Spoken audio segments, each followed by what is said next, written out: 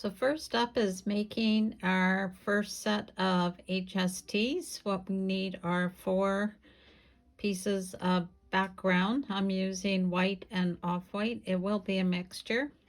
These need to be 3 inches, and then we need 2 light and 2 darker pink 3-inch squares. These will net 8 HSTs. We only need 6, but as always, we'll have a couple left over for future projects.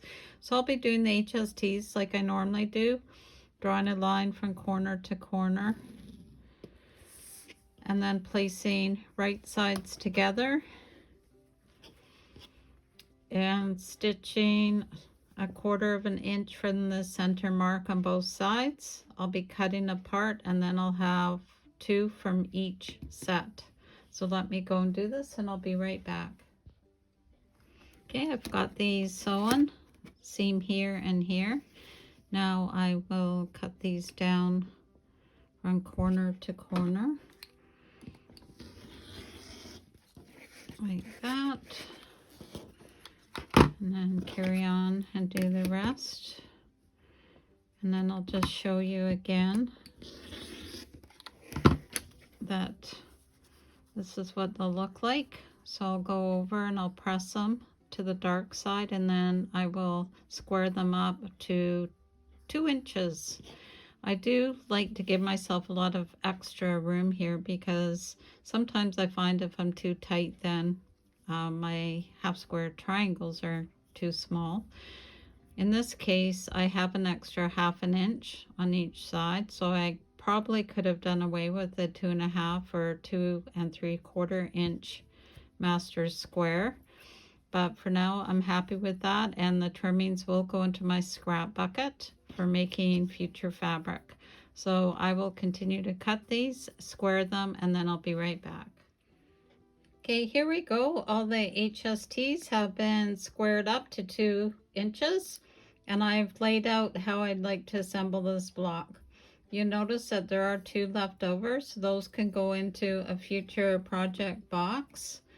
What I'm going to do is piece these together in groups of 4. So I'll do this one, this one, this one. This one purposely only has three blocks of background fabric. That's been done on purpose. So let me sew these together. I'll press them, and then I'll show you the final assembly instructions.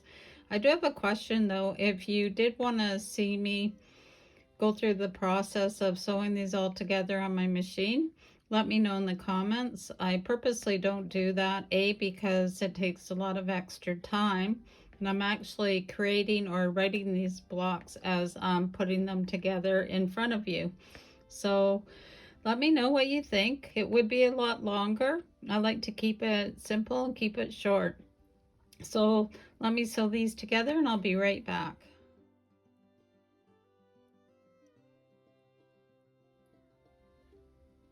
Okay, I've got all of the quadrants sewn together. Now what we're going to do is we're going to take 2 3.5 inch background squares, and we're going to actually line them up here and there. So we're going to do right sides together like that, and then we're going to do the other one like this. We're going to sew here and along here, and then press them open, and then I'll be right back. Okay, I'll see if I can explain this next part to you so that makes sense. We've sewn these side wings on. I haven't pressed them yet, but I'm just demoing this. When you sew them, you want to make sure your points are there. So once I press this, I'll see the points on both sides. This block is going to be 7 inches unfinished, 6.5 once it's stitched in with other things. So what we want to do is take 3.5 inches and carry it down the center vertically, and then 3.5 horizontally right here in this intersection. And then what we're going to be doing is we're actually going to be trimming it down here, and we'll be sewing another piece of fabric along like this.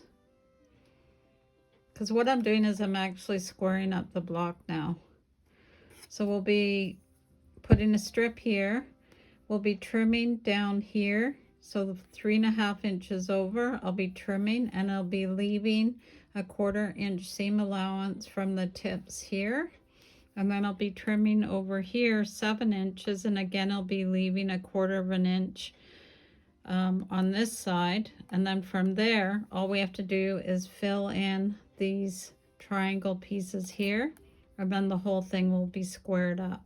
So we'll be again trimming at 7 down here on the edge, with the center being 3.5, adding some fabric on the bottom, and then I'll be adding 2 pieces here. So I'll go ahead and I'll do the trimming, and then I'll come back and show you what pieces we'll be sewing on. Okay, we're almost there.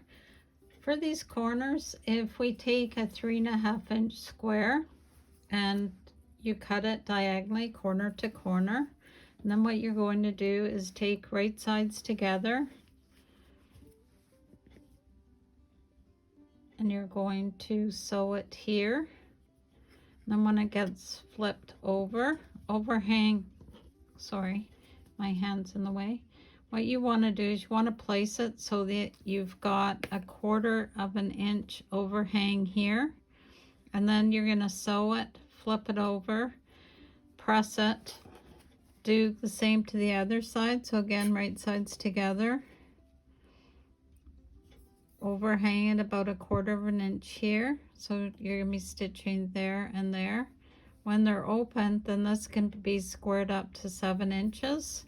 And then on the bottom, this is 7 inches wide, measuring from the center down to 3.5. So that's the line where the next piece is going to go. I'm going to oversize this. If you want to be very particular, you're going to need a piece that's 1.5 inches wide by 7 inches. So because I'm doing this with scraps, I'm just going to oversize it. So I'm going to sew this here, then I'll get flipped down, and then I'll do the final trimming to 7 inches, squared up to 7 inches. So actually it looks like a house right now, doesn't it? So let me do that, and then I will be right back. I've got these top pieces done. It will still be okay because we've got a 1/4 inch from the points, so we've got lots of fabric there. This will square up without any problems here. And then what I'm going to do is I'm actually going to cut this off right at the points at the bottom here. If you want a little bit less bulk, you can add a 1/4 inch and then cut it down before adding on the extra fabric, whatever works for you. So let's go ahead and do this. So what I'm doing is taking the 1/4 inch and lining up on the points, and let's double check. I've got so many different rulers, it's not even funny right now. I'm using some of them I like because of the lines. This one is just a cheap one that I got when I first started sewing again, but I like the fact that the 1/4 inch is highlighted. So sometimes you just have to pick what works for you. I'm just doing a quick check. So I will slice this off. Up to you whether you keep these extra bits or not. So because this could be a problem with sewing, I'm going to just take a little bit extra off. And if I go back to this ruler, then I'll be able to see it better. There we go. So see, I'm now taking this off. So I will now go and add this to the bottom. Then this will be like this, and then I can square it up and it's all done. So I'll be right back in a minute.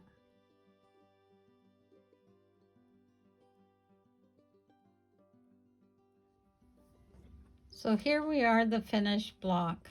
Actually, I'm just kidding. This was a mock-up I did this morning just to get an idea of what I wanted to do with the finished product. So this is what we did today. I measure 7 by 7. I think it'll be a nice addition to the spring flower quilt that we've been working on. This is the last block. The next one will be assembly with showing some neat stem and leaf designs. I don't know if I'll do that for the following week because I have a lot of other projects that I would like to unroll to you. So I might put it on the side for a little bit. Let me know in the comments if it's something that you do want to see right away or whether I can take a couple weeks to work it out. Anyway, thanks for hanging out with me. I really enjoy hearing back from you. The like, shares, subscribe, they're always appreciated. And have a great day of sewing, and as always, sew with Debee. Bye for now.